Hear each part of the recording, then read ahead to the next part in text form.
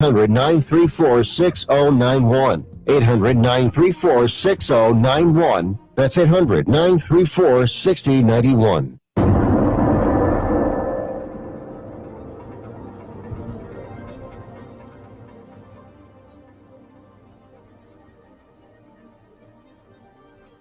From the heart of Central Florida, you're listening to the most electrifying show in media. A Neighbor's Choice.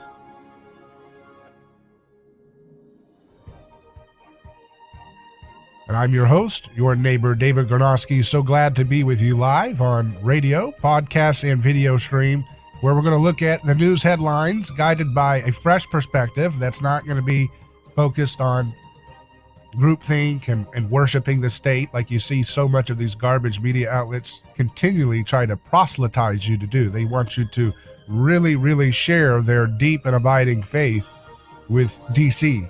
But we don't accept that. We are political atheists in that regard. We don't believe that these people are the gods of the world that they pretend to be. And we don't believe that they can tell us one size fits all medicine, one size fits all this, one size fits all that. That's all they ever want to do. It's not acceptable. It's not acceptable to have this kind of heavy-handed totalitarian attitude become such an entrenched part of our society. Our country was designed to have freedom and liberty and respect for, law and order. We don't have any of that right now with these people who are lawless fools. So they want to, they're always looking for more and more ways to come up with expanding their welfare state so they can get everybody dependent on their little god in DC. They want everybody to be dependent on DC on every level.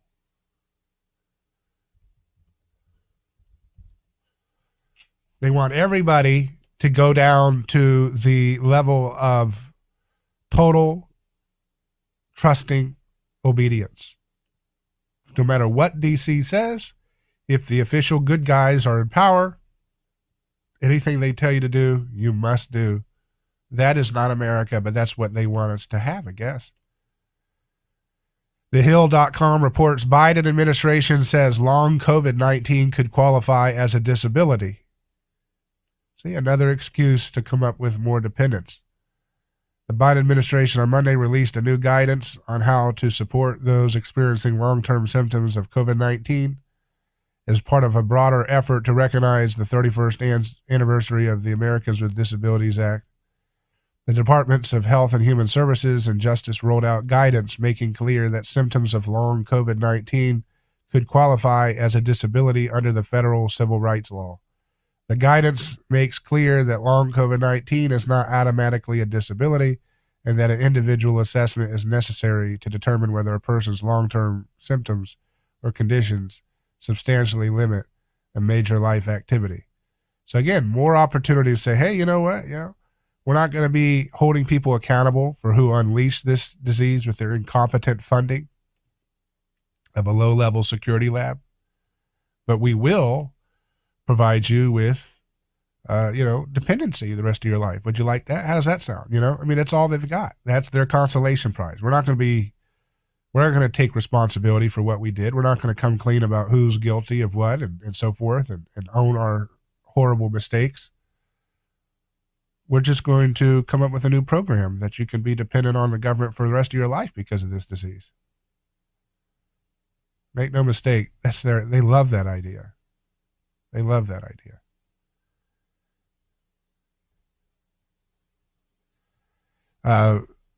Meanwhile, there's just a lot of stories that come out that don't really square up to their narrative. It doesn't fit. Something has to give. Josh Rogin, who's a CNN reporter and he writes for the Washington Post, he has a book called Chaos Under Heaven about China and the Wuhan Institute of Virology and the lab leak. He says Fauci is deflecting by attacking a straw man. Nobody is saying the Chinese scientists are bad people. The fact is they can't tell the truth or their government will jail them, or worse. If Fauci doesn't get that, he was even more naive about working in China than we thought. And so he's talking about how Fauci wants to keep deflecting every time someone raises the point that his Wuhan Institute of Virology lab was doing this stuff.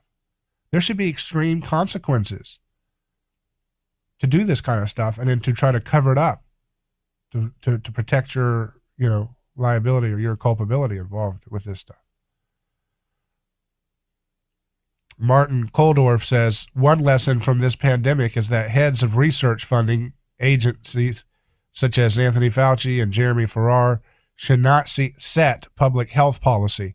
It stifles critically important scientific discourse, as scientists do not want to contradict the funders they depend on. That's an obvious conflict of interest. How can you have them set public health policy, but also be in charge of monopolizing the funding of the different research that's done in their field? Isn't that obviously going to put a gag order on people who want to speak out, because that's the only game in town to get serious money for your research?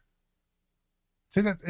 There's so many things about this whole government policy in response to this pandemic that are just so unethical. It's mind-blowing that people are putting up with it.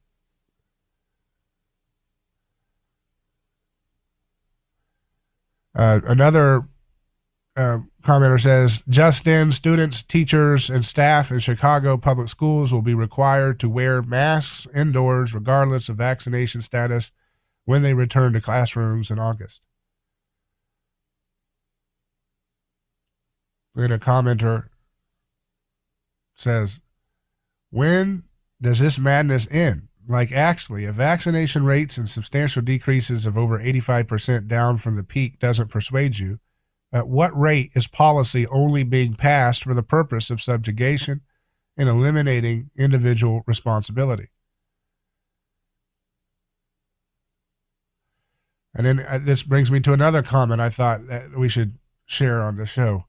Robert Murphy, who's an economist, fascinating economist I've interviewed, and I've been on his show. He says an older man takes half of Britney Spears' money, restricts her freedom of travel, and even regulates what she can put into her own body, all while saying it's for her own good. Such paternalism is outrageous when it's her father, but blessed democracy when Uncle Sam. And that has a great illustration about this, the story of, the conservatorship with Britney Spears and her father. And everybody gets outraged about that when it's the father, but when it's this far-off DC elite, they can do the same paternalism, they can do the same control, dictating people's lives. And it's okay because it's sacred democracy, It's blessed, it's sacred, sanctified. And nobody seems to bat an eye in the, low-info mainstream conversation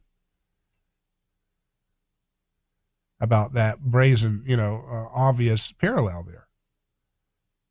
If the government says they can, mandate you to take medicine or something like that, then you have to do it, and that's all there is to it, because it's the sacred state. It's like a god. You're not allowed to question it. And I just find that absolutely disgraceful. Is that the kind of country we're going to live in the rest of our lives? Because these people who always say, well, let's just, let's let them mandate this one product and that'll be enough. They'll take care of the problem. Well, they're already reporting, including Dr. Fauci, that, they're surprised that for example, the Pfizer vaccine doesn't seem to have quite as much effectiveness against the Delta variant as they thought. And they're already talking about how they're going to have to need a booster to take care of that one. But there's already new variants supplanting that one that will outcompete those in evolutionary, pressure. So at this rate, you're going to be, if you accept the mandate for just one product, you're going to be accepting a mandate for every booster every season, right? That's how it works. They're not going to just say, okay, yeah, we're just going to let you mandate for this just one thing this vaccine that was designed for the original Wuhan strain, which is not existent anymore. Now it's been mutated into all these other variants. It's a different disease now. But the product that they're rolling out as the one-size-fits-all thing right now was designed for a disease that has been ceased to exist, basically, that has been replaced by these other variants. And so if this thing's going to hang around seasonally and come back, and if you're going to have a media that's dutifully always going to selectively target horror stories about people suffering from this disease, and if you allow the government to mandate for one iteration of this product, the one that was designed for the original strain, then they're going to do it for every booster. They're going to say every year there's a new strain, new booster. You got to get it if you want your health passport to be updated to allow you into the library, to allow you into the store possibly, to allow you into an airport. This is a hellscape, the likes of which it's staggering to contemplate. And it's amazing that so many people are so low info that they're gleefully excited to have this. It's like their entire existence has been waiting to be told what to do from morning to evening, cradle to grave. You know, they just been waiting and waiting to have this kind of government just take over and tell them which way to stand up, which way to sit down, which way to do that, and they can't ever think again. And it's a sad thing because it just shows you if they're wrong about this in terms of, you know, blindly trusting that only the establishment of the state can ever have any official opinion about what is correct medicine or medical procedure. You're going to send so many potential changes into the ash heap of history in terms of cures for diseases. They won't even, you know, what I'm saying is they won't even talk about what's going on with like heart disease or cancer or diabetes. These are things that have official Fauci type voices in government telling them this is the official protocol. There's only one type of treatment for this disease. You must take it. There is no other option. Right? And so the more that this entrenched mindset of whatever the state says is the only game in town is the dumbest, idiotic, anti-science thing one could possibly imagine for the health of people around the world.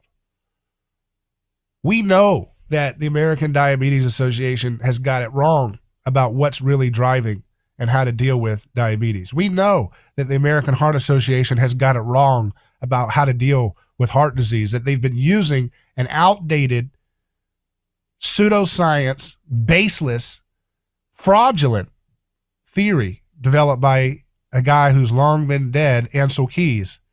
They've been using that as the basis to promote people to eat seed oils for decades to their own heart health detriment. And so I was hopeful that we could have the opportunity to start to shift the conversation to allow people to start to see that perhaps there's other ways besides whatever the state and the American Heart Association or whatever says about heart disease or whatever. But at the rate that we're going, where we have a significant portion of the population that just believes anything whatsoever the state says is the gospel, that is a Luddite, dim-witted perspective that if it catches on throughout society, you can say goodbye to having any help or remediation from these other bigger chronic illnesses that are the driver for this pandemic's lethal cases too. So this is just an outrage, and we have to fight back intellectually, culturally, technologically, informationally, you know, because we can't allow this kind of it is a mind virus of stupid that people are believing. Whatever the TV says, whatever the government says is the only thing you can ever consider. That is the most lethal, stupid, anti-progress approach you could take. And unfortunately, the TV party, the people who watch Jimmy Kimmel to find out what the facts are of reality, these stupid people. They remember Jimmy, who was it that the Ariana Grande was out there singing, all you got to do is get the vaccine and then you can be free, no more lockdowns. And they're already talking about lockdowns again. And then they scapegoat, just like every other barbaric society, They scapegoat people who don't agree with their religious faith. They say, yeah, I don't agree with that. They say, well, you're the reason why people who are getting the vaccine are still getting the disease. It's like, how does that work? It's very stupid. Let's take a quick break and return live on A Neighbor's Choice. I'm David Gronowski. You can call in at 727-587-1040. That's 727-587-1040.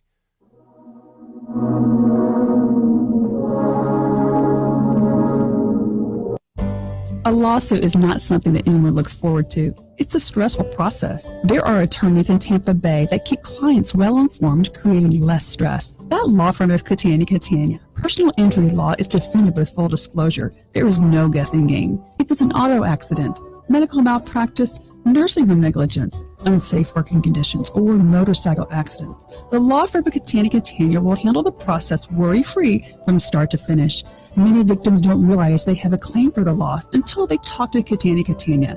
They only represent private individuals and treat every case as if it's going to trial. Putting families first is more than just a slogan. It's their way of practicing law. It's a commitment to you. Remember, they don't get paid if you don't get paid. So go to CataniaCatania.com. Over 28 years in practice. Catania Catania, personal injury, auto, and motorcycle accident attorneys. Catania Catania, putting families first. Office Tampa. Not attorney spokeswoman. David Gronowski here. Let me tell you about a man named Gabriel. Every day, Gabriel puts on his boots and drives across America to make sure our store shelves stay stocked with the food people count on. See, Gabriel served our country overseas. He knows that America stands for freedom, quality, and caring for others the way we would like to be treated. That's why when Gabriel saw food shelves getting low during the pandemic, he hit the road as a driver with Oakley Transport. In the land of the free, where no one should go hungry, we need heroes like Gabriel to help keep America fed. CDLA driving professionals. Join Oakley Transport today. Keep America fed. Visit oakleytransport.com or call them today at 1-877-8-TANKER. That's 1-877-8-TANKER. Are you ready to transform your career? Jess Smith was too. She was stuck on a job that was controlling her life, consuming her free time, and offering little opportunity for growing her pay. Then she found FinTech Mortgage Association, and she never looked back. FinTech Mortgage Association makes home lending simple, and they take care of home buyers like family. Using technology to make everyone's life easier, FinTech Mortgage Association equips each of their loan solutions architects with the tools they need to build a career with a schedule they control, a product they can take pride in, and an earning potential that is life-changing. Unleash your true potential. Join FinTech Mortgage Association. Visit finmay.com. That's FINMAE.com. You're in charge now. NMLS ID 1492187. Equal housing lender.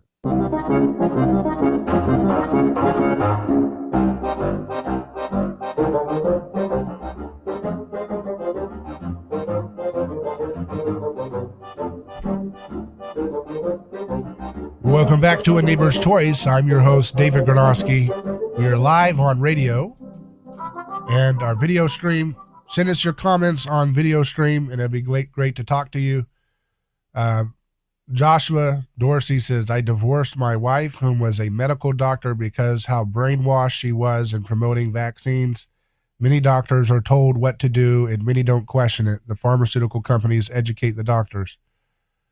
Tina says, does anyone besides me fear that health insurance companies will not renew policies, or Medicare, Medigap will cancel enrollees for non-compliance with vaccine mandates? They would do whatever they can to strong-arm people into submission, no matter what the excuse is. And that's the bottom line.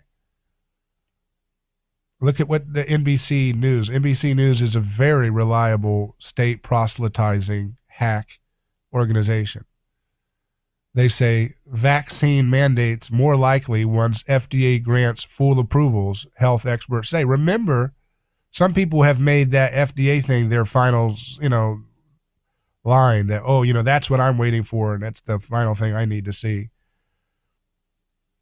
But the FDA, they just recently pushed this Alzheimer's product that is ridiculous, and they gave it FDA approval. And everybody who's even in the insider establishment saying that was totally ridiculous. Why did you do that? The FDA recommends a lot of standards of care and protocols that are not effective at all, that mask symptoms and create more side effects, that don't do anything to actually heal the disease that's being targeted. It's just sick care crap. And so this idea that that's the final say, no, it's not the final say. You cannot have, I'm telling you, this is the most important thing. You can't have a functioning society if you're going to choke out any competition about what is possible for medical breakthroughs. If you're going to, this is why these totalitarian societies are so bad. Because they don't have innovation. If you don't have creative disruption and different market competing forces coming in and providing, no, we disagree. We don't agree with the official establishment and state's narrative about diabetes care. I think we have a breakthrough innovation. None of that stuff is allowed to break through when you have a total state. And you have people who are dumb, who are foolishly just totally on board with, yeah, that sounds great. You know, and that's what this McWoke left is all about right now. And it's sad as can be. Because the left, the mainstream left, used to be civil liberties oriented. Back under the Bush era, they were all about civil liberties and health freedom and all these different things. And now they just like clockwork, TV snaps their fingers and they change their mind en masse. They lose their mind en masse, it feels like. Because I have no problem with you taking products. But the point is when you try to mandate one-size-fits-all decrees about what is medicine, that's where you don't know what you don't know. You know, I mean, we could, as Dr. Kate Shanahan has suggested, a vast majority of the chronic illnesses that are the comorbidities that people are bothered by today in America and the West could be solved preventatively if we got rid of the seed oils completely out of our diets. These vegetable oils, right? But, you know, do we see anybody in these busybody nanny state people saying that? No, because there's no lobby for that. And so I call it crony correctness, not political correctness. Crony correctness is this correct by the interests of the cronies that own the government? If yes, you will know about it. If it flies in the face of the cronies that own your government, then no, it will not be crony correct, and you will not hear about it, or if you hear about the idea, it will be vilified with the most extreme emotional propaganda. That's what we're dealing with here. So the NBC is gleefully excited that vaccine mandates more likely once FDA grants full approvals. Health experts say. They like saying health experts.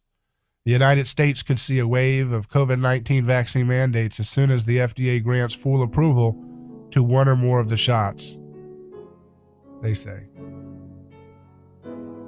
That's a disaster. You don't want to have mandated medicine because that's gonna stultify other diseases that kill way more people every year that are not getting the emotional trauma narratives about it because there's no political expediency to drum them up right now.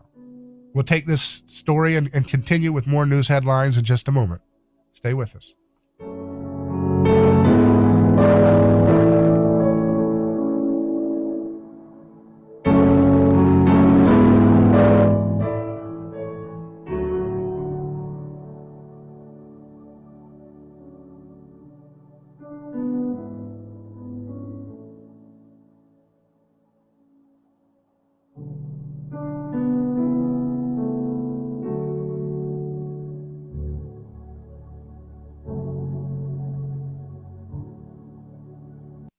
Leaving a trail of catastrophic damage up and down the Florida coast.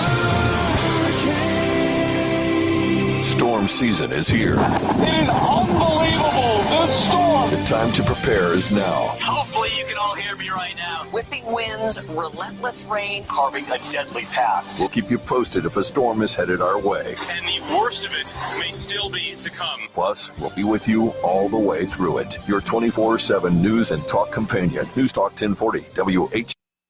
The Delta COVID resurgence is a national problem. In New Jersey, Health Commissioner Judy Percy-Chile. Hospitals reported 419 hospitalizations of COVID positive and PUIs. Over the past 2 weeks, that is a 26% increase in patients in our hospitals. New York City and California today announcing public employees like police and teachers will have to get vaccinated. California Governor Gavin Newsom. If they're not vaccinated and cannot verify that they've been vaccinated, we are requiring that they get tested. Twice a week in California's case. President Biden announcing by the end of this year, the U.S. will not be in a combat mission with Iraq. He said the announcement as the last U.S. troops pull out of Afghanistan. On Capitol Hill, how much money to allocate for mass transit seems to be one of the big holdups in negotiations over a new infrastructure bill. The two sides were hoping to reach an agreement as early as today. I'm Dave Packer, ABC News.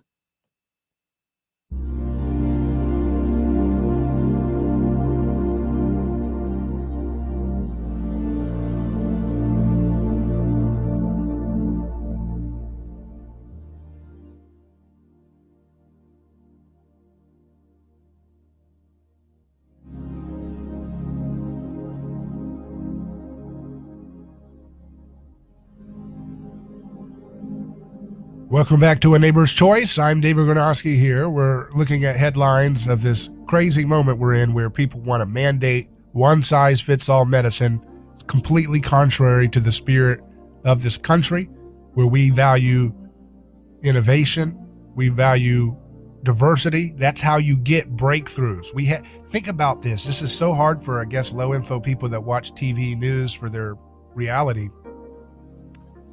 But, you think about the government has been, basically monopolizing the funding of all these other diseases, war on cancer, war on heart disease, war on diabetes, and they failed utterly. But somehow these geniuses still believe that this time, let the government and their crony friends making billions of dollars, let them monopolize the official one-size-fits-all approach to this disease, and this time they'll get it right. It's so dumb. And yet these people don't even know, a lot of these people don't even realize that, it's so obvious, but they don't even realize that the government has failed to mitigate or slow down heart disease with their monopolization of the funding of heart disease research and standards of care and all this stuff, right? You see? So they don't even want to even admit that the government has failed on multiple cases for diseases that have way more higher death counts annually than this current deal. You see? It's an outrage. But what does it take to break through these folks? What does it take to break through to these people who are walking? It's like they've been waiting and waiting and waiting for a total fascist style system. It's a sick, demented hunger they have.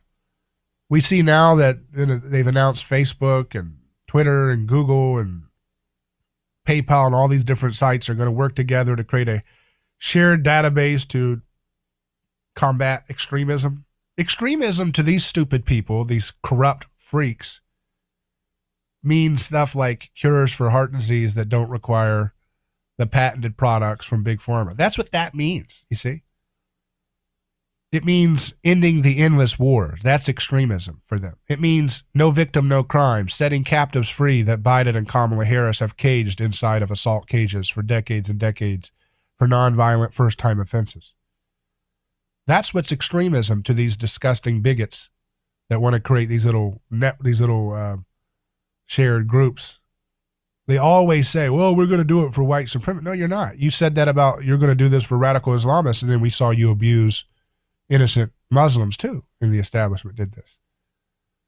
So they always say, oh, we're just going to get the big bad boogeyman that the TV tells you about. But it never stays that way. They always push it. Like I said, YouTube wouldn't even allow, I bring this up because I'm showing you, they don't care about peace. They say they're against political violence, but, that's why they banned Trump.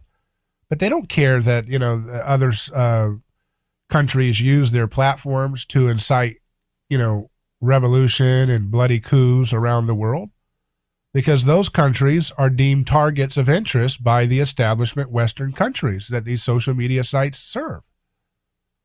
So they don't actually care about stopping political violence and revolutionary bloody coups in places like Libya or Iran or Syria or whatever. They don't care about that. They just care about, oh, this makes a good rhetoric to why we can scapegoat Trump off of our platforms and take out a major political opponent. So we can only hope that the smart left and the smart right and the smart independents can unite together and stop this madness before it flies off of a cliff that can't come back from. Because if we don't, you can't just have a society that wants to, turn everything into, government and crony corporations working hand in hand to silence anybody who thinks differently or acts differently. Like I mentioned before, YouTube blocked the group BringOurTroopsHome.us from promoting a anti-war event on the graveside of General Smedley Butler, who was someone who wrote the book War as a Racket, and that had left and right and libertarian and independents joined together across the aisle to condemn the endless wars.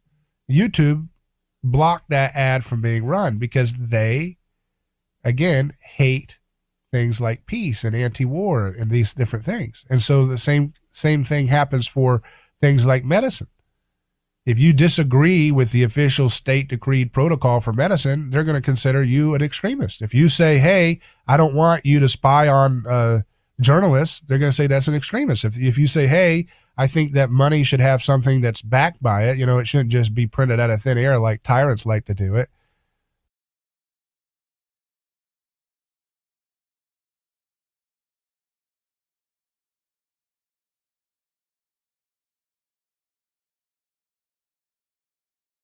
They're going to say an Amish person who, got fined $250,000 for selling raw milk. And we talked about this on the Joel Salatin's blog, who's the great regenerative agriculture farmer. He wrote about it. But, just to reiterate with this post again that, the federal judge Edward G. Smith signed a 39-page order imposing sanctions on Amos Miller and Miller's Organic Farm, including a $250,000 fine and other penalties, because they're selling raw milk without a license, I guess, and selling meat without it being processed in a USDA facility. So this is the kind of we've had this kind of stuff going for a long time, right? But when you see so many millions of people so hungry and clamoring for health passport mandates and all this stuff, you think, my God, maybe the appetite for this kind of strong-arm fascist mentality and abuse is stronger than we could imagine. Because, how many people on the left, these so-called love not hate people, would have no problem cheering on their precious state, putting a gun to the face of a peaceful Amish farmer for selling milk squeezed from a cow's udder? How many? Maybe many of them used to, but I think a lot less of them are against this kind of abuse because they've collectively lost their mind over the last year or so with all this new normal and all this propaganda hitting their minds constantly, gaslighting them. But you read this article in the NBC, which is a state media outlet. It says many institutions, including colleges and universities, have long required certain immunizations. Still, the suggestion of COVID vaccine mandates, whether by local governments for school children or by businesses for their customers, has so far been met with sharp resistance, primarily from conservative lawmakers and activists. At least 20 state legislatures have passed bills or are considering measures that would ban businesses and state and local governments from placing restrictions on unvaccinated people. Even so, some colleges, concert venues, and employers have already started requiring COVID vaccination. But the expedited review process for COVID vaccines has been cited as a safety concern by some people yet to get vaccinated and as a legal hurdle for organizations that have hesitated to put a mandate in place. With the new Delta variant spreading and hospitals once again filling up, there is There is a renewed sense of urgency by public health officials to find ways to reach the nearly 1 in 3 eligible Americans who have yet to get their first dose. Pfizer, maker of the first vaccine authorized for emergency use in the U.S., said Friday it expects the FDA to grant full approval by January 2022 at the latest. Acting FDA Commissioner Janet Woodcock has said a decision should come well before then. That's ridiculous. I thought the FDA approval process is supposed to take 10 to 15 years, just like the original. I mean, these people, they just want to rush everything in, and they have no institutional incentive to research or rush any kind of therapeutics, that, especially if they don't have monopoly patents attached to them. If they're generics, they're dead in the water as far as these dubious sources are. Shame on us if we sit here in July and don't do something to increase the vaccination rates, and then we can't open schools or have a situation where, God forbid, the economy takes another hit because businesses have to shut back down, said Kathleen Sebelius, who served as Health and Human Services Secretary under Obama. See, this is all coming from his clique. This guy loves corporate fascism. He loves perpetual war. His whole little clique that he represents, they're fully in charge of the uniparty system of D.C. Biden's administration has so far resisted any vaccine requirements, opting instead to offer incentives. But Slavitt said he expects that to change with full FDA approval. He said he believes some federal agencies should then begin requiring vaccinations for their employees, including members of the military, healthcare workers, and Veterans Affairs hospitals and nursing homes, and other federal workers in close contact with the public, like airport security screeners. I think every government agency ought to rethink what's appropriate. There's a number of people in surveys, by the way, who say precisely these words: "I'm not going to take it unless it's required." So they're getting excited about that. See, that makes them, saliva. And they don't put any. You read these stories, you don't see any attempt to give a different side of the perspective. It's just, this is the official party line. We're not even going to have the audacity to tell you that this is the official party line. We're just going to speak it as if it is God's objective reality. We're not going to even give a token, criticism or a voice or a quote from somebody who has a different perspective on mandates. We're just going to, dismiss the argument of mandates as reckless and use emotional language like hospitals filling up. We're not going to teach anybody to stop eating seed oils. That's the major driver for severe ARDS, which is what's killing, majority of the people with COVID if they have a lethal experience or a severe case. Not going to do any of that. They're just disgusting media outlets, and it's hard to stay positive when they seem to be doubling down on this tyrannical total perspective.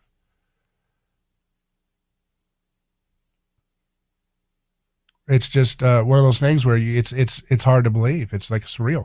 The Biden administration strategy has focused heavily on trying to make vaccinations more accessible, spreading information about the vaccines, and warning about the risks of not getting the shots.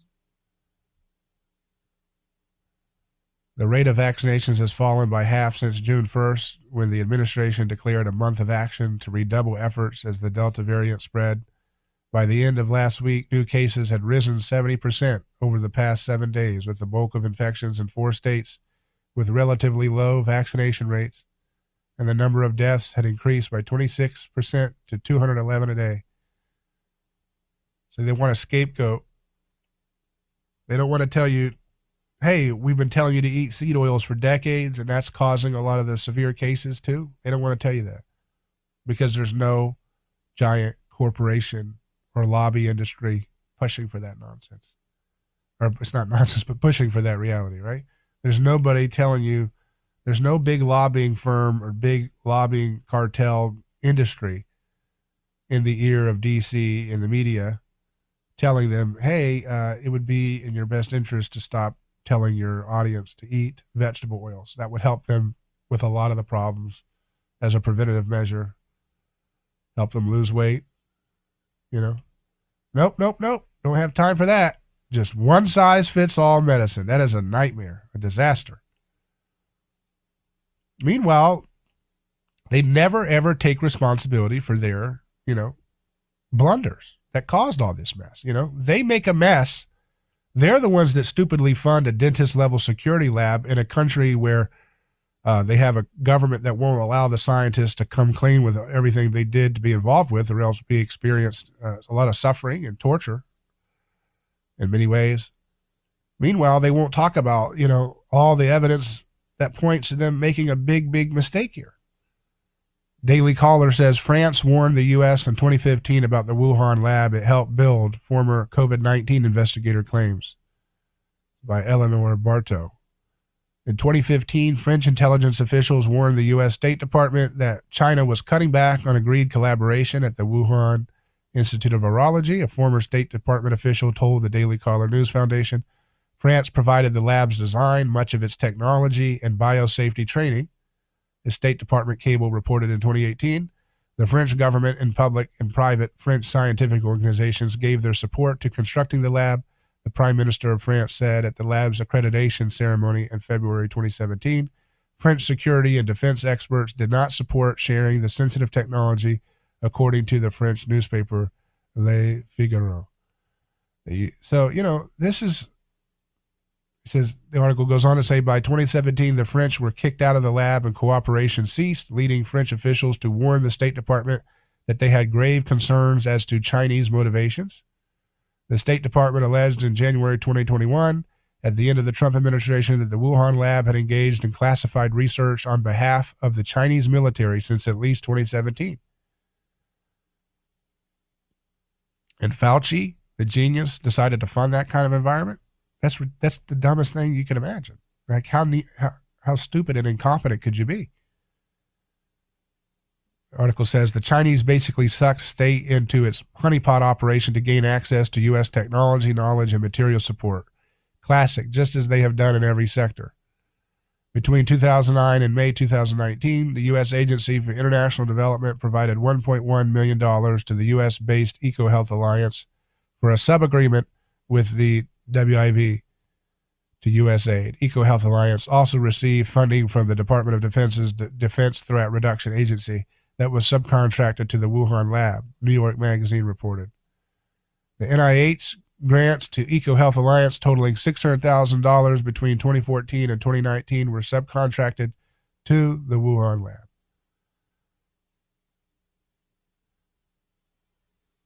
State Department officials, quote, in charge of non-proliferation should have shut down all cooperation.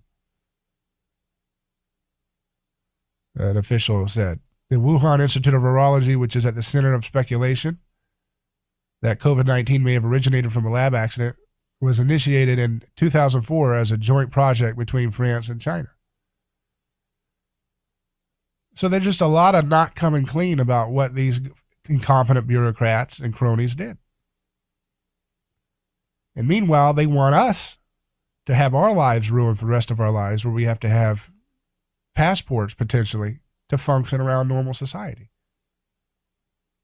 That's not acceptable. We need to push back. It's not acceptable. This should not be happening in America.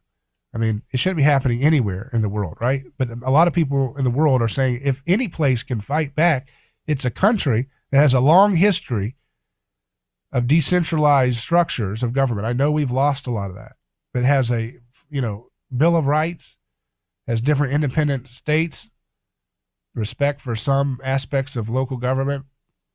If any country should be leading the way in fighting back against this kind of heavy-handed, one-size-fits-all approach to life and health, it should be America. And I think a lot of people are looking forward to seeing if America has any guts left to fight for what it believes in, or if it's just going to roll over and go into a Netflix transhumanist slumber of nonsense. Take a break and return in just a moment, live on A Neighbor's Choice.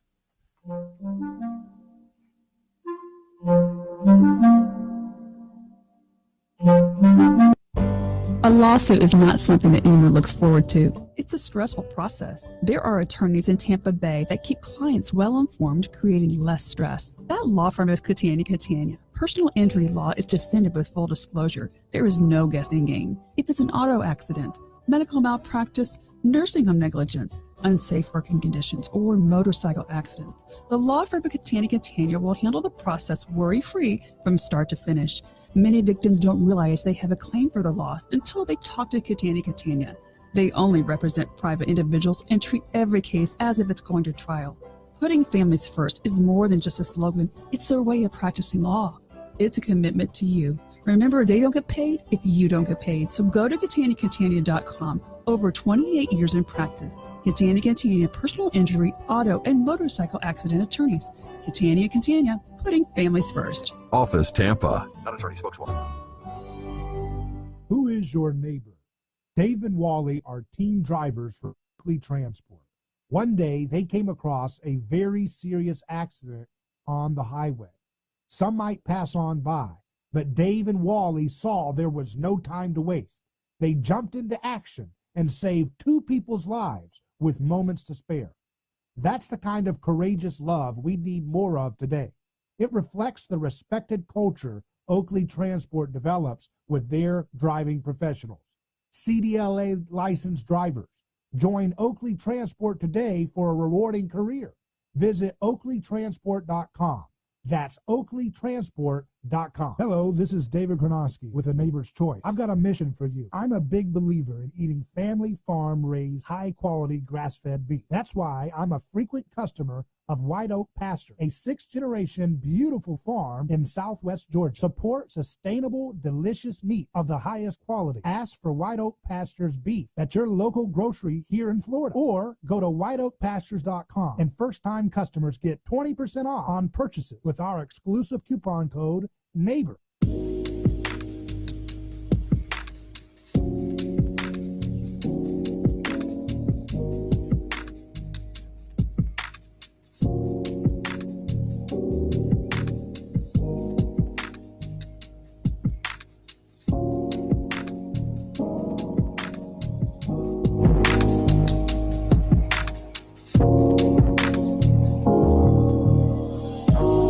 Welcome back to A Neighbor's Choice. I'm David Gronowski here, and we're looking at your comments. Joseph says, so sad, too few know about linoleic acid, what it is and what it does, where it comes from, and how to avoid it. He's referring to the main problematic fatty acid that's in these vegetable oils, which drives obesity and comorbidities, the likes of which we've never seen before until the introduction of these ubiquitous vegetable oils into processed foods and restaurant cooking and fried foods. And it's even high amounts of linoleic acid in chicken and pork, which are fed corn and soy and then store it in their tissue as this linoleic acid, which is very toxic in the levels that we're eating it every day, thanks to our government quacks that keep telling us nonsense. But speaking of a good story here for a moment, COVID-19 survivors may possess wide-ranging resistance to the disease. Recovered COVID-19 patients retain broad and effective longer-term immunity to the disease, suggests a recent Emory University study, which is the most comprehensive of its kind so far. The findings have implications for expanding understanding about human immune memory, as well as future vaccine development for coronaviruses. The longitudinal study, published recently on Cell Reports Medicine, looked at 254 patients with mostly mild to moderate symptoms of SARS-CoV-2 infection over a period for more than 8 months, 250 days, and found that their immune response to the virus remained durable and strong. Emory Vaccine Center Director Rafi Ahmed, PhD, and a lead author on the paper, says the findings are reassuring, especially given early reports during the pandemic that protective neutralizing antibodies did not last long in COVID-19 patients. The study serves as a framework to define and predict long-lived immunity to SARS-CoV-2 after natural infection. We also saw indications in the phase that natural immunity could continue to persist, Ahmed said. The research team will continue to evaluate this cohort over the next few years. Researchers found that not only did the immune response increase with disease severity, but also with each decade of age, regardless of disease severity, suggesting that there are additional unknown factors influencing age-related differences in COVID-19 responses. And following the patients for months, researchers got a more nuanced view of how the immune system responds to COVID-19 infection.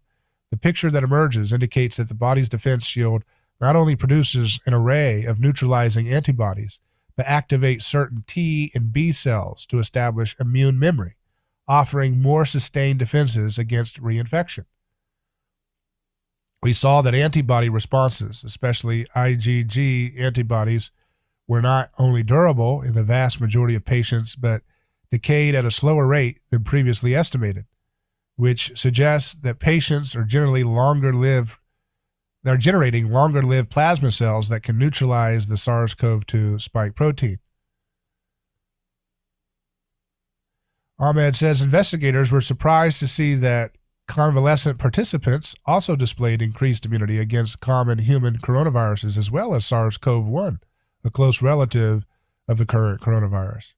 The study suggests that patients who survive COVID-19 are likely to also possess protective immunity, even against some SARS-CoV-2 variants. Vaccines that target other parts of the virus rather than just the spike protein may be more helpful in containing infection as SARS-CoV-2 variants overtake the prevailing strain, says Ahmed. This could pave the way for us to design vaccines that address multiple coronaviruses. So you can't, mankind always wants to play God, like, our products are better than what nature can provide in terms of immune system. But this evidence shows that there is a real reality to natural infection giving you a broad spectrum of immunity to this disease. Something that, again, your TV media and the liars that they promote, they have been discouraging this as a possibility, as the article suggested, from a long time. Oh, we don't know if you get this disease, that may not give you. No, well, this science suggests, yes, it does. And that should be part of the discussion about how do we reach herd immunity.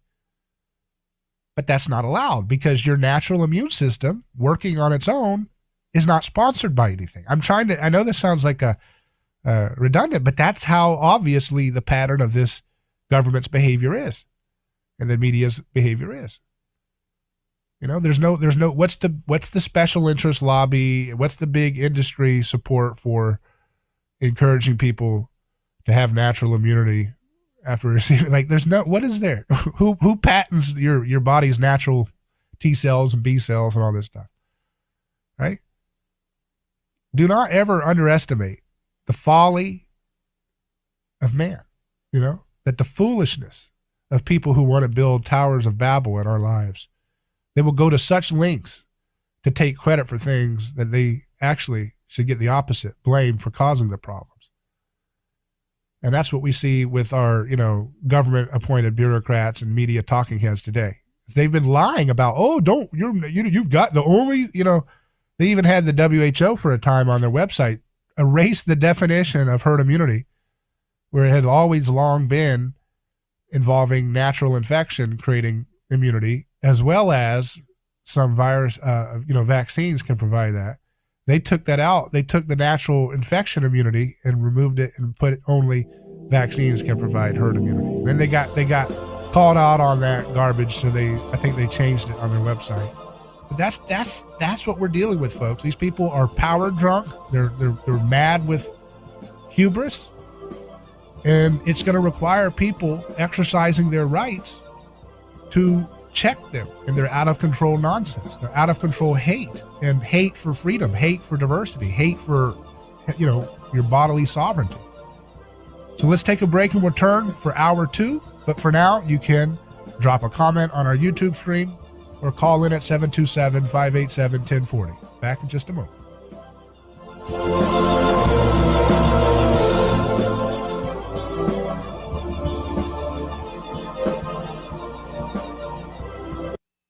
Your home for news, talk, and information. 1040 WHBO Pinellas Park. Tampa Bay's all new News Talk 1040. It's the only way I get news. From ABC News, I'm Dave Packer. The COVID Delta variant surge. Nearly every state in the country now reporting increasing daily cases, up by over 57% nationally in the past week. And amid the spike in cases, the Department of Veterans Affairs becoming the first major federal agency to require healthcare workers to get COVID-19 vaccines. Dr. Ezekiel Emanuel, University of Pennsylvania. I don't think this is an issue of liberty and bodily integrity versus getting a vaccine. This is really getting a vaccine is doing what we have to do to serve our patients. New York City and the entire state of California making vaccinations mandatory for state employees like police and teachers. California Governor Gavin Newsom. If they're not vaccinated and cannot verify that they've been vaccinated, we are requiring that they get tested. Twice a week in California's case. And if you're going to San Francisco, be sure to bring your vaccination card. At hundreds of bars in and around San Francisco, proof of vaccination or a negative COVID test within 72 hours will be required to go inside. The San Francisco Bar Owners Alliance says members are making the move to protect workers, customers, and families as COVID cases rise in California, mainly among the unvaccinated. The new vaccine passport rules begin at bars on Thursday. Alex Stone, ABC News. President Biden announcing the U.S. will not by the end of the year be in a combat mission in Iraq, but supporting Iraq in its fight against ISIS. The final victim of the Surfside, Florida condo collapse has been identified. 54-year-old Estelle Hedaya is described as outgoing and someone who loved to travel. And now, 4 weeks after the collapse of the Champlain Towers South in Surfside, Florida, her brother has confirmed that she is among the dead. Her brother, Ike Hedaya, says the confirmation ends a 4-week wait for answers following the sudden collapse of the condo building that claimed 98 lives. Mark Remillard, ABC News. You're listening to ABC News. Attention! This is an important message for anyone drowning in credit card debt or struggling just to make minimum payments. If you have $10,000 in credit card debt, personal loans, medical bills, or collection accounts, you may qualify for our Debt Restart program with no upfront costs. Call us right now to see if you qualify. 800-384-6781. That's 800-384-6781. This program is designed to help get you out of debt in as little as 24 to 48 months, while paying only a small portion of what you owe. If you are facing financial hardship and are falling behind, or are struggling to make minimum payments, bankruptcy is not the way out. Don't wait. Enroll now, and there won't be any upfront cost or out-of-pocket expense. Start on your way to financial freedom. Let us help you with your credit card debt, personal loans, medical bills, or collection accounts now. Representatives are standing by to take your call. Don't wait. Call now. 800-384-6781. That's 800-384-6781. Paid for by Thomas Kearns McKnight. A full circle moment at the White House today. President Biden celebrated the 31st anniversary of the Americans with Disabilities Act, which he helped co-sponsor as a senator. President Biden marked the 31st anniversary of the Americans with Disabilities Act with an event in the White House Rose Garden. As a senator, Mr. Biden was a co-sponsor of this landmark legislation. He noted it was a bill brought forward by Democrats but signed by a Republican president, George H.W. Bush. The president calling the work on that bill personal, not political. We've made important progress, but we still have work to do. We have to keep going to ensure that every single American has a chance to contribute their talents and thrive and succeed. Karen Travers, ABC News, the White House. Disappointment for the men of Team USA Gymnastics at the Tokyo Olympics. The American men had hopes for their first gymnastics medal since 2008, but it just wasn't to be. In the team all-around competition, the Russian Olympic Committee team took the gold medal. Japan and China won silver and bronze, respectively. Team USA came in fifth, but its members still have a shot at individual events. Jim Ryan, ABC News at the Summer Olympics in Tokyo. And the medals table so far after 3 days of competition in Tokyo. China has the most medals with 18. Japan leads with 8 gold, followed by the U.S. with 7. On Wall Street today, the Dow was up 82 points. This is ABC News. Think about it. The pandemics reminded us that the nose is your body's filter against a constant invasion of airborne germs. But like any filter, the more it's clogged up, the less it works. Now it's easy to clean your nose with Navage. Navage uses powered suction to flush out germs that cause congestion, or worse, can make you very sick. People love Navage. It has 4.7 stars with over 70,000 online reviews. Go to Navage.com or find Navage at Walgreens, CVS, Rite Aid, Target, Bed Bath, and select Walmarts. Dave Packer, ABC News. This portion of the upcoming amazing broadcast is brought to you by the law firm of Catania & Catania, award-winning personal injury, auto, and motorcycle accident attorneys, serving Tampa Bay families for over 28 years. Hello, this is David Gronowski with A Neighbor's Choice. I've got a mission for you. I'm a big believer in eating family farm-raised, high-quality grass-fed beef. That's why I'm a frequent customer of White Oak Pasture, a 6th-generation beautiful farm in southwest Georgia. Support sustainable, delicious meat of the highest quality. Ask for White Oak Pasture's beef at your local grocery here in Florida, or go to whiteoakpastures.com, and first-time customers get 20% off on purchases with our exclusive coupon code NEIGHBOR.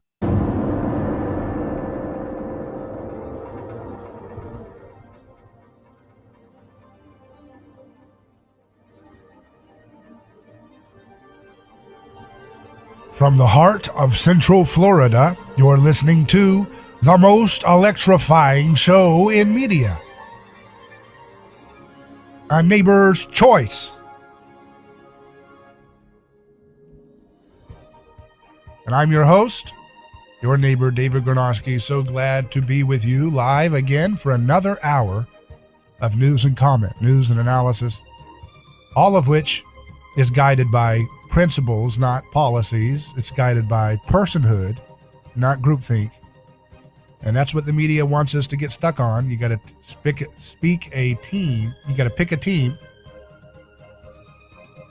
And then that's all you got to do is do all of your thinking through that team's little hive mind, you know. And that's the thing that I'm concerned about in this country, is that it feels like it's becoming, it feels like it's becoming an open air prison.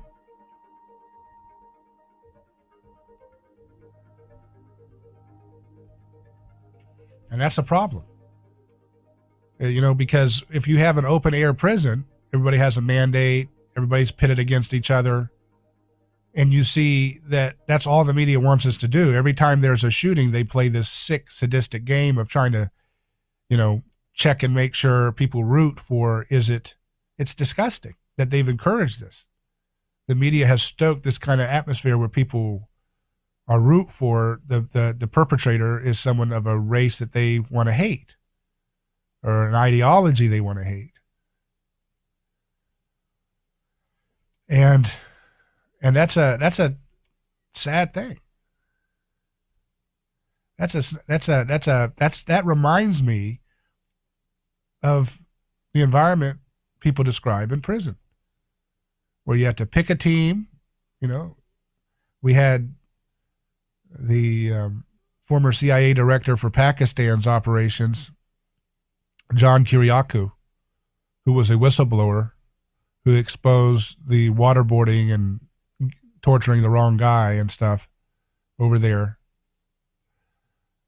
And John Kiriakou had to go to prison. And he said, you know, you have to pick a team based on racial identity. There's no sovereign individuals. There's no individual liberty people who are just seeing each other as individuals. Everybody sees each other as, which team are you part of? That sounds exactly what the media is stoking every day. You know, I see video after video, and I know the media is doing that to try to promote a mean world, but of, you know, people in New York City, these liberal bastions where the mental illness concentration is super high because they all believe in the lying nonsense from this imperial decadent media complex. And you see this race punching out that race, and then this race punching out this race, and then that race punching out that race. It's just back and forth, and it's like, where is this coming from? Why is the media inflaming when we should be uniting around the individual liberty that we all should cherish? We want to have solutions that are based on our liberty, the right to choose what we want to choose. But you're not going to have that when the media has got us all focused on pick your racial team and then go to war against the other team. That is not a solution that will give anybody anything that they expect to get in terms of positive results. It won't. But that's what so-called the critical theory stuff, that's what it's all about, is pushing people into this silo of herd mentality where they're going to stop seeing their neighbor as themselves, but seeing their neighbor as a member of an enemy class, and therefore numbing their conscience to the plight and suffering of their neighbor. This is nothing but a repeal of Christianity and its influence in this country. An attempt to repeal it. I don't think it'll succeed. But it's an attempt to repeal the victories that the influence of Christianity, more importantly, the imitation of Jesus, has introduced into our society. The idea that the human person is sacred, not the TV, not the state, not the crowd, not majority gets to decide whatever they want to do to the minority. Nope. That's not what we do in a Christian civilized society. That's what people do in a barbaric, brutish, bigoted society. They strip people of their individual identity. Then they tell you pick a team and go to war. It's evil. It's disgusting. And it's against everything that our society stands for, at its best, at least. And that's one of the things that we have to keep pushing for, is that they are not going to be able to repeal the protections of the individual person that Christianity has impacted in our society. Yahoo News has a story. Antibodies from Sinovac's COVID-19 shot fade after about 6 months. Booster helps, a study says. Antibodies triggered by Sinovac Biotech's COVID-19 vaccine decline below a key threshold from around 6 months after a second dose for most recipients, although a third shot could have a strong boosting effect, according to a lab study. But what happens after that shot? It just sounds sketchy here, doesn't it? Am I the one that sounds sketchy? Chinese researchers reported the findings from a study of blood samples from healthy adults between ages 18 to 59 in a paper published on Sunday, which hasn't been peer-reviewed. For participants receiving 2 doses, 2 or 4 weeks apart, only 16.9% and 35.2% respectively still had a level of neutralizing antibodies above the threshold 6 months after the second dose, the paper said. Now compare that with what the Emory study showed about people who get natural infection and develop immunity from that. That seemed to suggest there was more of a longer-term, broad-spectrum defense. But don't tell that to the people who think they're God. Don't tell that to the people who want to believe that they're part of the official, monopoly, decreed edict from on high. Those people think they're God's gift to earth. They don't even believe in God, but they think they're God and that they are a gift to earth. But they see that every time we report a story, it seems to contradict their flimsy narrative. And so then we wonder, okay, well, how long will people persist in having one-size-fits-all approach to this problem?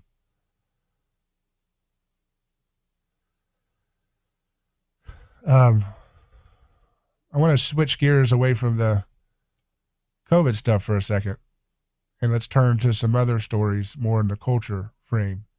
We have a story in Yahoo News. Tucker Carlson confronted at Montana fishing shop, called the worst human being.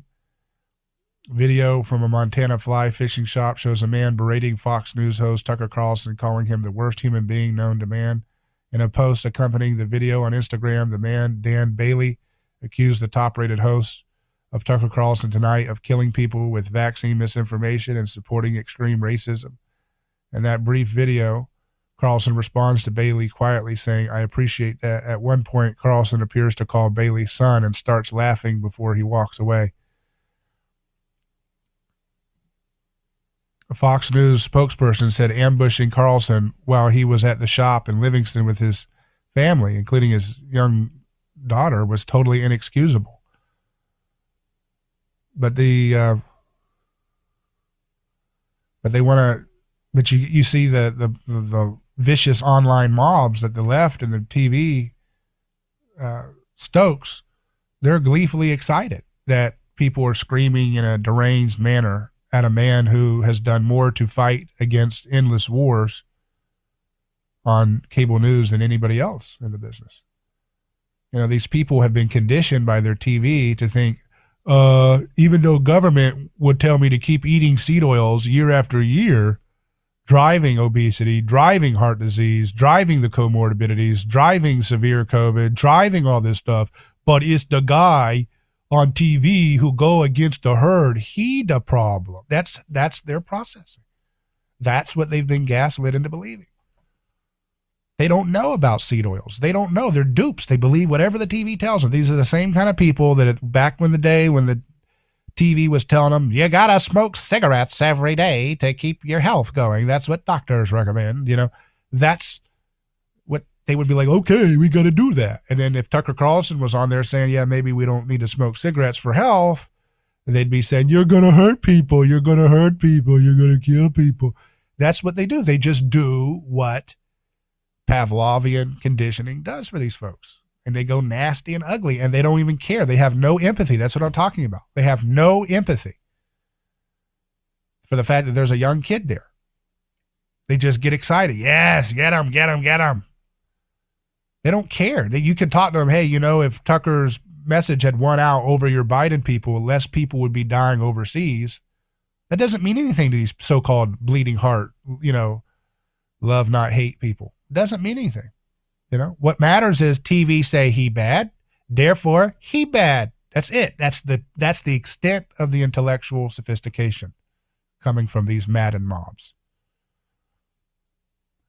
So that's why we can't fall prey to that mimetic mindset of reciprocal aggression and reciprocal, you know, crowd or, you know, nonsense. We stand for every individual liberty, everybody's individual liberty, and we don't treat them the way they treat us. We don't go and attack their people and yell at them in front of their kid. That's because we are going to be adults. And we care about people. We have empathy. And that you can't let go of that. Because once you lose go of that, once you let go of that, you don't have much of a basis to distinguish anything that will be positive in the long run. We'll take a break and return with more. Stay with us. I'm David Gornosky. Back in a second.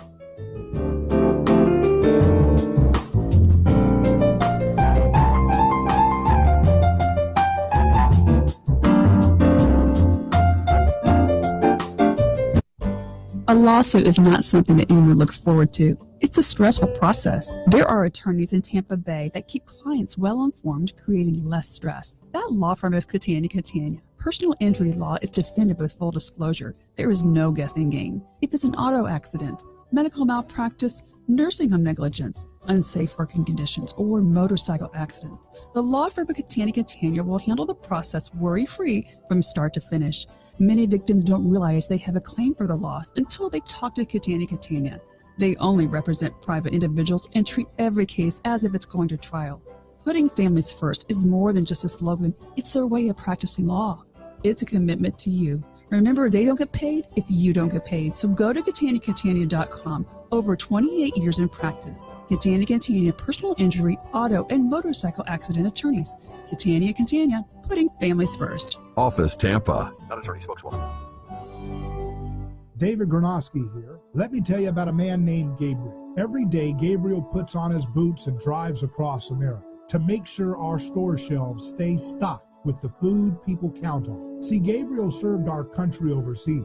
He knows that America stands for freedom, quality, and caring for others the way we would like to be treated. That's why when Gabriel saw food shelves getting low during the pandemic, he hit the road as a driver with Oakley Transport. In the land of the free, where no one should go hungry, we need heroes like Gabriel to help keep America fed. CDLA driving professionals. Join Oakley Transport today. Keep America fed. Visit oakleytransport.com or call them today at 1-877-8-TANKER. That's 1-877-8-TANKER. Are you ready to transform your career? Jess Smith was too. She was stuck in a job that was controlling her life, consuming her free time, and offering little opportunity for growing her pay. Then she found FinTech Mortgage Association, and she never looked back. FinTech Mortgage Association makes home lending simple, and they take care of home buyers like family. Using technology to make everyone's life easier, FinTech Mortgage Association equips each of their loan solutions architects with the tools they need to build a career with a schedule they control, a product they can take pride in, and an earning potential that is life-changing. Unleash your true potential. Join FinTech Mortgage Association. Visit finmay.com. That's FINMAE.com. You're in charge now. NMLS ID 1492187. Equal housing lender.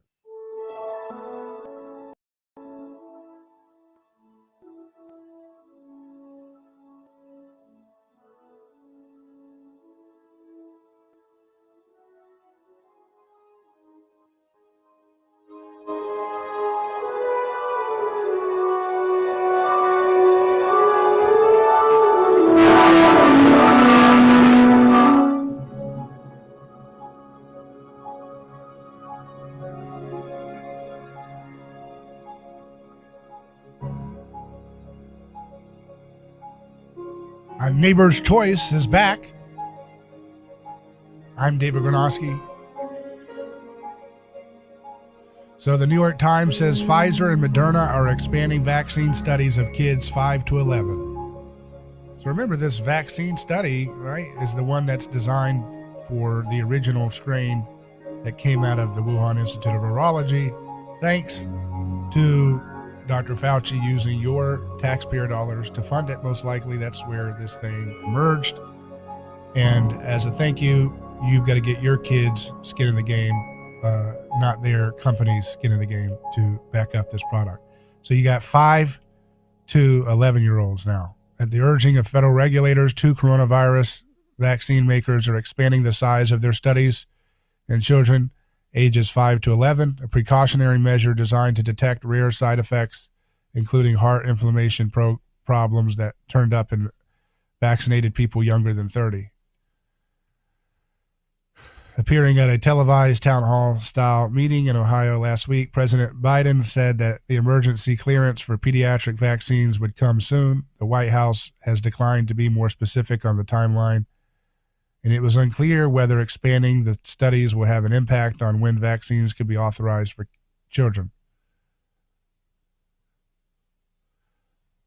The FDA has asked the companies to include 3,000 children in the 5 to 11-year-old age group, the group for whom results were expected first, according to people familiar with the situation. But why don't they want to do 10 to 15-year experiment studies to see the long-term possible issues? That would be a scientifically wise and ethical thing to do, but nope. The herd has spoken. Montclair city employees who go maskless will have to wear stickers declaring vaccination. This is in California, of course. Starting Monday, city workers who choose not to wear a mask must wear stickers that prove they are fully vaccinated against COVID-19. It's creating an in-group, out-group effect where they can demonize people and they can identify who you are by your badge or sticker. It's totally surreal to see this. That we've known that Americans had a large appetite for corporate fascism, but just to see it come in so fast, so quickly, and be so excitedly embraced by so many people who say they're love, not hate people is amazing. You know, it's amazing.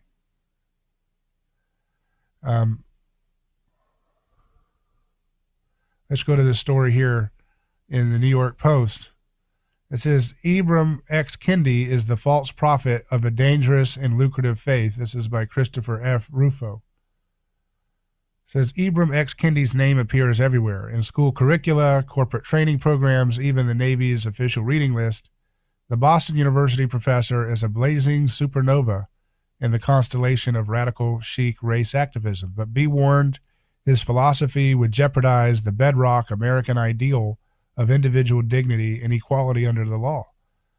Kendi's rise was swift and significant. He published a best-selling book stamped from the beginning in 2016. After the death of Floyd in 2020, Kendi's next book, How to Be an Anti-Racist, began selling an astonishing number of copies, including institutional sales to public schools, government agencies, and professional groups, all seeking to understand the ongoing racial unrest. He was a campus and media fixture at the height of the crisis. But after the protests died down, Kendi's work faced new scrutiny, revealing a simple truth. Kendi is a false prophet, and his religion of anti-racism is nothing more than a marketing-friendly recapitulation of the academic left's most pernicious ideas. Born Ibram Henry Rogers, Kendi presents himself as a radical subversive, but in reality, he is an ideologist of elite opinion, buoyed by government and corporate patronage. Kendi's work has been endorsed by Fortune 100 companies, the federal bureaucracy, and the U.S. military, the very power structures he claims to oppose. Isn't that what it's always been? That's why we call it McWoke. It's revolution in terms of the brand. Oh, this is cool and edgy, but it's actually just establishment divide and conquer tactics that actually end up jailing the people's liberty and destroying our ability to unite together around personhood. The article says Kendi's core thesis that racism is the single self-evident cause of racial differences in everything from school grades to incarceration rates to income, and thus must be rectified using anti-racist discrimination, reiterates critical race theory's basic concepts. Kendi's gift, in other words, is for translating ivory tower theories into media and corporate-friendly narrative. When I see racial disparities, I see racism, Kendi says, to the exclusion of other explanations. His logic often descends into dizzying circularity and tautologies. When asked to define the word racism, he told attendees at the Aspen Ideas Festival that it is a collection of racist policies that leads to racial inequality that are substantiated by racist ideas. In another nod to 1960s-style radicalism, Kendi also claims to oppose capitalism. The life of racism cannot be separated from the life of capitalism, he says. In order to truly be anti-racist, you also have to truly be anti-capitalist. But Kendi, like his counterpart Black Lives Matter co-founder Patrisse Cullors, is a prolific capitalist in his personal life. He charges $20,000 an hour for virtual presentations and has merchandised his entire line of ideas, releasing self-help products and even an anti-racist baby book. He gratefully accepts millions from tech and pharmaceutical companies on behalf of his anti-racism center. Fighting big capital, it turns out, is a lucrative enterprise. But Kendi's actual policy proposals, from defunding the police to restricting free speech, are much more alarming than his fraudulent posturing. Kendi is an open advocate for race-based discrimination, arguing that, quote, the only remedy to past discrimination is present discrimination. Even worse, he has proposed a federal Department of Anti-Racism, unaccountable to voters or legislators with the power to suppress racist ideas and veto, nullify, or abolish any law at any level of government not deemed anti-racist, a policy that verges on the totalitarian. Fortunately, as Americans have begun to seriously consider his ideas, Kendi finds himself on the defensive. In recent months, he has released a series of touchy and short-tempered articles and statements claiming that there is no debate about critical race theory in one moment, then distancing himself from CRT in the next, despite the fact that only 2 weeks earlier he had claimed that critical race theory was foundational to his work. When he's put on the spot, Kendi reverts to word games and deflection, rather than defend his position on the substance. Let's take a quick break, and we'll continue live on A Neighbor's Choice. Stay with us.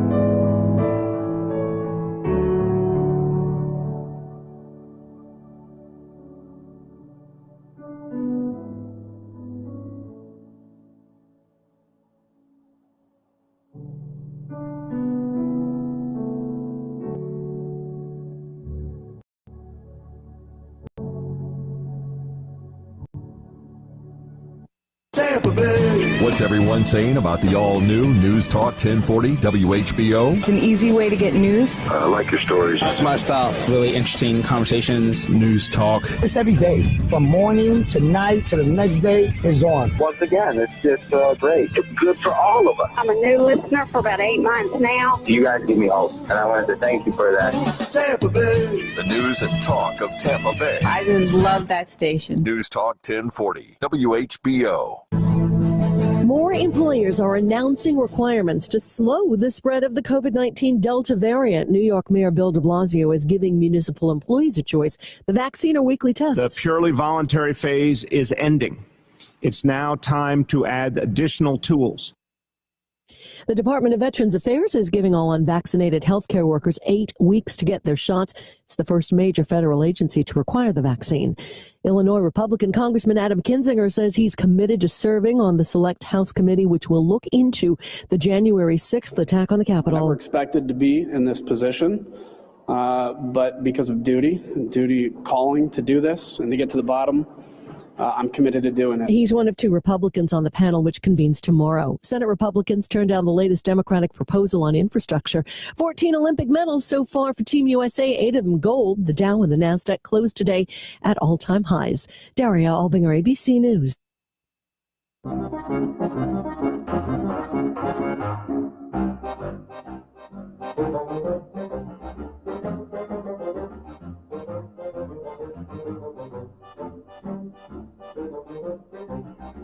Hello, David Gornowski here. We're live on A Neighbor's Choice. You can call in at 727-587-1040. That's 727-587-1040. Or write a comment on our live stream, wherever you find it. Remember, you can email us hello@aneighborschoice.com. That's hello@aneighborschoice.com. If you have a question or a guest suggestion, we've got a lot of fantastic interviews coming out on our website and our stream. On our YouTube channel and Rumble channel and all those video platform channels.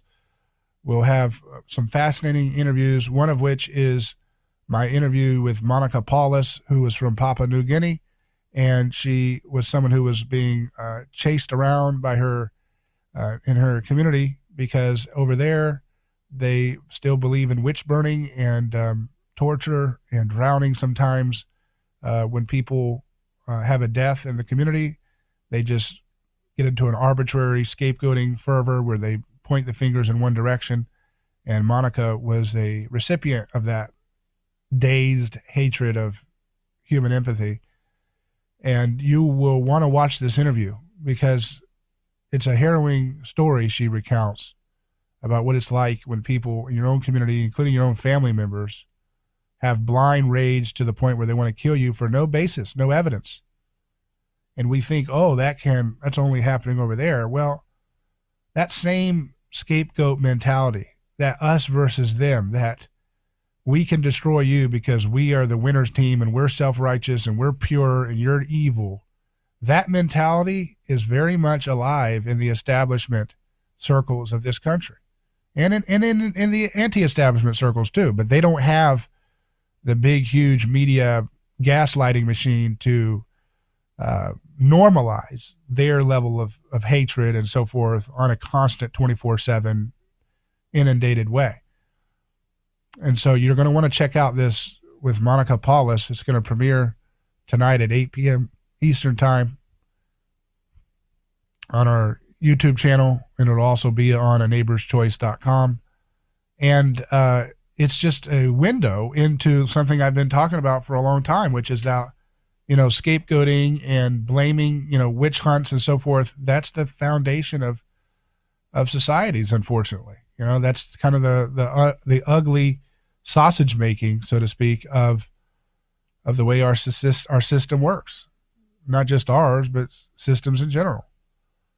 And it's one of those things that we would do in our own interest to be mindful of it and to not be prey to it. So we also have another interview coming out. So that'll be Monica Paulus, Escapes from Literal Witch Hunt.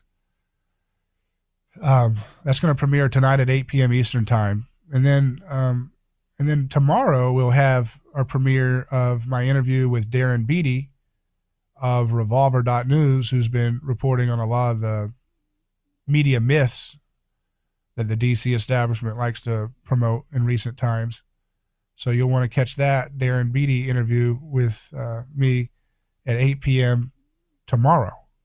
And then after that, a couple of days later on July 29th, we're going to have this fascinating 21st century lifestyle panel. And that is James Dell Davidson, the legendary financial investor and forecaster, predicted cryptocurrency back in 1998, and Dr. Chris Martenson of Peak Prosperity, and then Joel Saladin of Polyface Farms, who is an icon of regenerative agriculture. That will premiere a 21st century lifestyle panel with myself as the host, exploring different components of what a 21st century lifestyle might look like. One in which we reimagine how money and capital can be looked at. We look at energy, and we look at, energy is related to our environment, how we take care of the environment. And then we also look at food and medicine, which go hand in hand, because if we get our food system right, then it gets rid of a lot of the medicine needs that we have. Another thing that NBC and ABC and CBS and CNN and all those outlets don't want you to know, because it's not in there. It's not like, I'm not saying they know what we know and they decide to hide it. I'm saying they have no incentive to learn. They just stick to whatever the dumb, horse and buggy 20th century model they inherited from the experts tell them is true, and that's all they need. They don't, it's just the same thing like, Monica Paulus experiences. I said, do they really believe in the accusations they're throwing at you when they try to accuse you of being a witch just because somebody in the village dies of a disease and you have no basis for being accused of that? And she says, no, if enough people accuse, they all just believe. And she talks about in one story, Monica Paulus in Papua New Guinea, she had to flee to Australia to escape the violence. But she talked about in one story, a woman was being captured by a group of men to be brought down to the river to drown. And the only way she could get out is in the night, she said to the man who was leading the mob, she just said randomly out of nowhere, kind of, hey, you were there too. You were there with the witchcraft stuff we were doing. You were part of it. And all of a sudden, his underlings all of a sudden started turning against him and saying, oh, you were part of it too? You were part of it too? And it's shambled their hive mind mentality of accusation. And the lady was able to escape with her life. But it turns out that, that guy ended up, his people still believed in the accusation leveled at him that he had to flee the village eventually because his life was in danger. But that mechanism of scapegoat blame of, hey, if everybody else says it's true, it must be true, that dumb, low resolution, it is dumb in the sense that, but it's underneath everything we see. It's not unique to that country. It's in everything. Our DC establishment just dresses it up in all this arrogant, bristic garb, but in reality, it's doing the same thing. Ooh, you don't get the decreed medicine? You're the problem. You're causing all the diseases. And then you see this headline of Piers Morgan saying the anti-vax crazies or whatever, or the lunatics or whatever, are the ones that are destroying all of our liberties. So it's just blame games. It's just accusation. No basis in reality. Just name calling. You don't say wit. You say witch in Papua New Guinea, but you say anti-vaxxer or something in America or the West, right? Whatever it is. It could be another word. Traitor, right? If the establishment intelligence voices that are on MSNBC and CNN and all that, if they all say, hey, we got to go to war here. If you don't do that, oh, you're a traitor. You're a traitor. You're a traitor, right? And then they do that for stories like the border. Like if you say, Biden, you shouldn't have an open border, just allowing everybody to come whenever they want. No one knows who's coming in or not. And then they say, well, the only reason why you would say that is because you're racist. Meanwhile, they have no problem saying in the next sentence, like in this opinion story in New York Post, Biden tells fleeing Cubans to get lost while flooding the southern border. See, Cubans are people of color. Why are they treated like, Biden can just say you are not wanted here, and not a single garbage Pravda wannabe media outlet will say, hey, that's that same white supremacy you told us was at play every time anybody else wants limitations on open borders. How does that work? They don't have to explain themselves, because that's how totalitarian, mimetic, accusatory spirits work. It doesn't have to have any really logic to it. It just needs to feel right. It needs to feel like a snowballing of consensus has locked into place against a target enemy. And make no mistake, if we shred our Bill of Rights and we shred our foundations for liberty and right of contract and private ownership and all these different things that are bedrock, if we just start shredding this stuff even more, it's going to be very hard to fight against the mob, because there's a lot of people out there who would love to have the opportunity to really inflict a lot of sadistic pain and suffering on people for not complying with whatever holy edicts their herd says must be obeyed, or else you must be punished and suffer.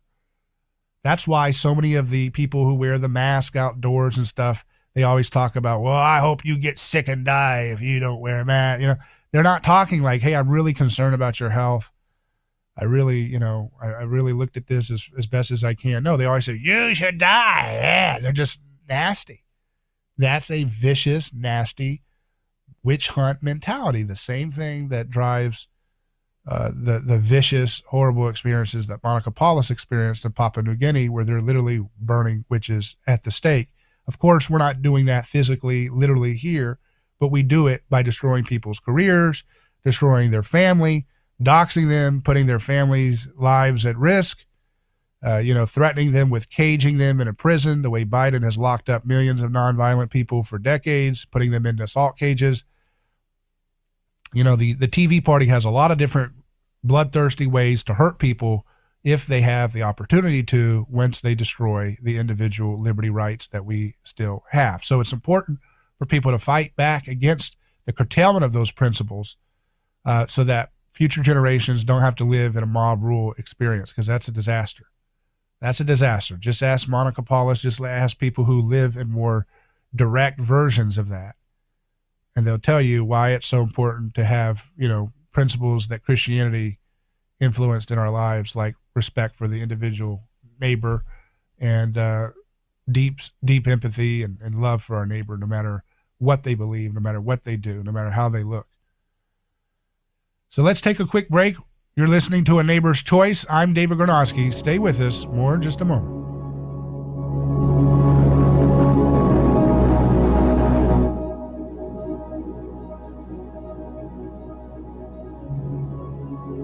Who is your neighbor? Dave and Wally are team drivers for Oakley Transport. One day, they came across a very serious accident on the highway. Some might pass on by, but Dave and Wally saw there was no time to waste. They jumped into action and saved 2 people's lives with moments to spare. That's the kind of courageous love we need more of today. It reflects the respected culture Oakley Transport develops with their driving professionals. CDLA licensed drivers. Join Oakley Transport today for a rewarding career. Visit oakleytransport.com.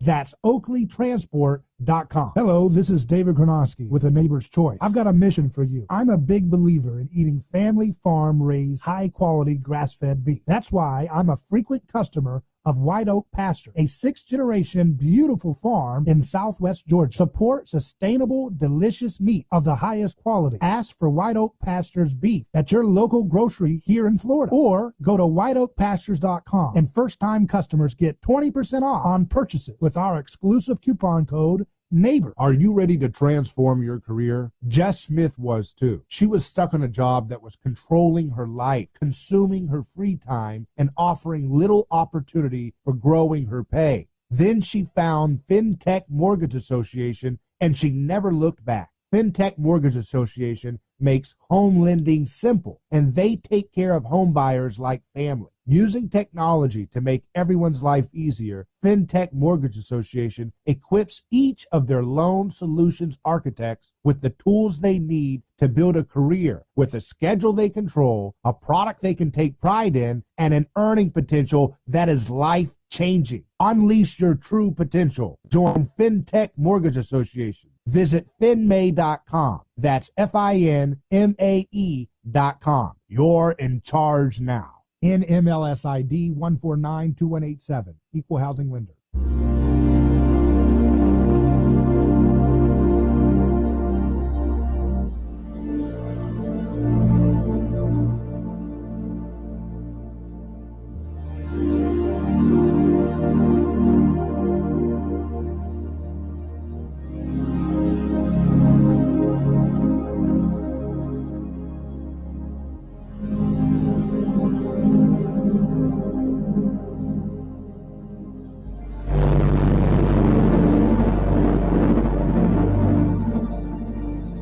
Neighbor's Choice returns live. Tina says it's an indictment on our current culture that people are both entitled and emboldened to accost total strangers with their issues and opinions and be totally justified in doing so. Incredibly dangerous. It is.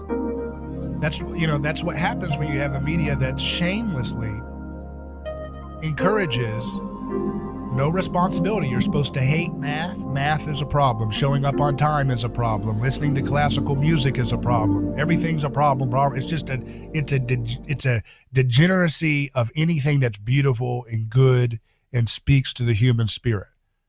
And that creates a dark time. So I don't believe we will stay in this long. I think we're going to get sick and tired of it fast. That's what my hope and prayer is. But it's going to get a little ugly here, unfortunately, until these people come to their senses, if they can, I think it's possible. Aaron says, living well is the best revenge, has taken on a whole new meaning. I agree. There's not much you can do about their, monopoly of all these failing institutions, but you can keep yourself in great health and do what you can to, educate your family in the best way. And not spread the dumb ideas that have infected a lot of people out of fear and envy and so forth. And let's look at some more comments. Look at this comment from CJ Marleau. This is, I guess, one of those people on the McWoke left. He says he's a attorney, I guess, in his handle, but he says Tucker Carlson is a racist monster who chooses to lie and stoke fear and spread dangerous conspiracies. I'm uninterested in whether or not he has a human shield with him. Talking about the guy screaming in his face with his little child. But that's the kind of mindset a lot of those people, they feel emboldened to do. AJ Delgado says, I always wondered how and why the communist mobs in Cuba become physical and rationalize, justify it. I no longer wonder. We are nearly there. I think you're an XYZ, so it's okay to harm you and your family. It's disgusting. When are we going to speak out against this stuff? When are we going to speak out of this stuff? I'm glad that people like Christopher Rufo are challenging the cultural, promulgation of this kind of disgusting us versus them tribalism. Let's go back to this New York Post to see what he says about one of the leaders of this movement, Ibram X. Kendi. He says, when he's put on the spot, Kendi reverts to games and deflection rather than defend his position on the substance. Mercifully, his so-called anti-racist discrimination remains deeply unpopular with voters. Despite the push to replace equality with equity, Americans still support the system of individual freedom, equality under the law, and colorblind public policy. Even in deep blue California and Washington State, voters have recently rejected affirmative action at the ballot box, despite heavy support for those measures from multinational corporations and the Democratic establishment. Kendi fashions himself a revolutionary, but like the radical chic activists before him, he will likely be absorbed into the fabric of elite institutions, where supposedly radical ideas are cosseted into conventional wisdom and sold at $20,000 an hour. That's what, that's always been the case. You go back and look at the revolutionary spirit movements, read the book Fire in the Minds of Men by the former Library of Congress director, James Billington. he chronicles meticulously, using primary sources, how so many of the revolutionary spirit movements of Europe were directly funded by the elite salons, the aristocrats, all these different folks in the aristocracy and the elite effete salons. These were the powerful, rich, the richest of the rich. They did not like the middle class. They wanted to crush the middle class. They wanted to create their little utopian, rebellion against God, rebellion against family and beauty and order and love and liberty. And they did it in their own mutated version of liberty. And they funded a lot of these little big revolutionaries back then, before McDonald's was a thing in Europe. You know what I'm saying? So the point is this has been a long time coming, this relationship between the establishment and these so-called revolutionaries that people believe as real, legit. But I think a lot of people are turning off the nonsense. ConservativeBrief.com says NBC draws lowest Olympics viewership in 33 years amid displays of political activism. This year's Olympics are nowhere as popular as previous incarnations of the event, following a year-long delay and a severe restriction on live audience numbers. The Tokyo Olympics drew a meager 16.7 million viewers for NBC on Friday, the smallest audience for the network broadcast in the past 33 years. A ratings disaster from the network. A total fail for NBC. The viewership of the Tokyo Olympics dropped by 37% from the Rio de Janeiro opening ceremony in 2016, when 26.5 million people watched the show. The numbers are also down by 59% from 2012, when 40.7 million viewers tuned in to watch the London opening ceremony. Well, this nasty woke culture has ruined everything. People can't enjoy anything. They can't enjoy sports without this toxic, hateful, bigoted, rich elitists shoving their ideology down people's throats. You can't, and how can you celebrate excellence and achievement when we are now told by our own government schools and the Pentagon and all these different stuff that achievement and excellence is a form of supremacy and fragility and all these little stupid words that these French postmodernist, decadent teachers taught them with their six-figure paychecks and so forth. It's just nonsense. But people are sick and tired of their garbage, and I hope it fails utterly.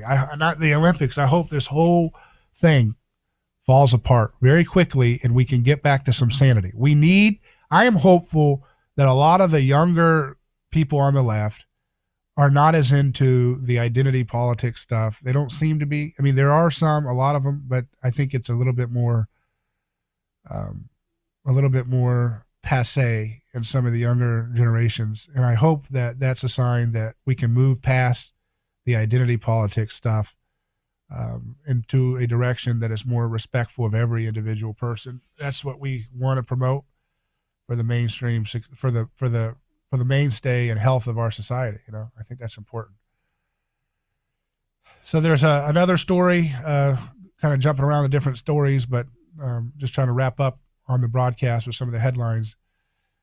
Just in, Biden announced mandatory COVID-19 vaccination of all Veterans Affairs medical employees, becoming the first U.S. federal agency to do so. So they're going to just keep pushing and normalizing more and more mandates, piece by piece, until people say you've had enough. And that's why it's important to have honest and integrity elections. It's why it's important to have honest understanding of our rights, of the Bill of Rights, understanding where our freedoms come from, understanding that you don't have a right to blame people because you took a product and you still got sick, but then you're yelling at somebody else who didn't take the product. That's stupid as hell, and it's idiotic, childish behavior.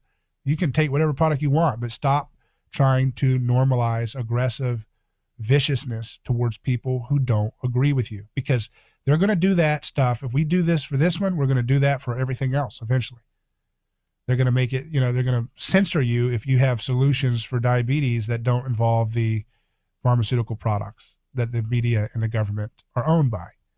And if people learn about what they can do with cancer by reading Dr. Thomas Seyfried of Boston College, a groundbreaking pioneer Galileo scientist for cancer research, eventually If this mind virus of hating people who disagree with the state's decreed medicine, if that catches on more and more, they'll use the same bully, vicious, and aggressive tactics, and they already do to some extent in the industry, but they'll do it even more if Dr. Seyfried's work catches on and people start using therapeutic ketosis, and Dr. Lasante's work about antibiotics with metastasis and cancer catches on. They'll say, oh, it hasn't had enough studies. It's not as good as our stuff that has rushed products and rushed studies. And, that's all they do. Same dumb authoritarian play. It's so obvious. It's amazing that people buy it even at all. Let's go to this other story here. Wake up, America. The world just isn't that into you. This is in Asia Times. Too much of the world, America looks like a declining power precisely because it is a declining power. Republicans, including many old friends, are outraged that the Biden administration gave up on sanctions against the Nord Stream 2 gas pipeline that will pump Russian gas to Germany. Senator Ted Cruz, on whose foreign policy team I served during the 2016 campaign, declared that he would block Senate confirmation of all of Biden's ambassadorial appointments until the sanctions are reinstated. Daniel Kochis of the Heritage Foundation titled his piece today, "The U.S. will regret this shameful appeasement of Russia." Calm down, everyone. After Donald Trump imposed sanctions on firms laying the Nord Stream 2 pipeline across the Baltic Sea, the Russians sent their own ship, and the work is finished. The Germans will go ahead regardless, so the least humiliating thing that Biden could do was to acknowledge reality and stand down. No one in Europe really cares what Washington thinks about Nord Stream 2 and a lot of other issues. Once upon a time, about 5 years ago, America was going to be the new Saudi Arabia, providing Europe with liquefied natural gas to replace Vladimir Putin's product, at a higher price to be sure, but wrapped in the blessings of liberty. Trump demanded that Europe eschew Russian gas and buy American LNG instead. When Trump took office, the energy companies in the S&P 500 were devoting $70 to $80 billion a year in capital expenditures. This year, it will be about $20 billion, barely a quarter as much as the last peak. And analysts polled by Bloomberg put next year's total at less than $30 billion, despite the strong recovery in energy prices. Natural gas production is down by about 10% from the 2019 peak, and oil production is down by 20%. The people with big jobs in D.C. came of age in the 80s and 90s, when America was the technological marvel of the world and American inventions created the digital age. We haven't done a lot lately except code some complicated software. China has installed about 80% of the world's 5G mobile broadband capacity, the carrier for the fourth industrial revolution, as much as railroads were for the first industrial revolution. American supply chain can't keep up with the $5 trillion in demand that the U.S. Treasury dumped onto consumers, so America is running a $1 trillion a year balance of payment deficit. The pool of demand has spiked the inflation rate above 5%. The Federal Reserve and the White House say this is transitionary, but U.S. industries aren't investing in new equipment. In fact, capital expenditures for U.S. industrial companies this year will be 35% lower than in 2019, and not much better next year.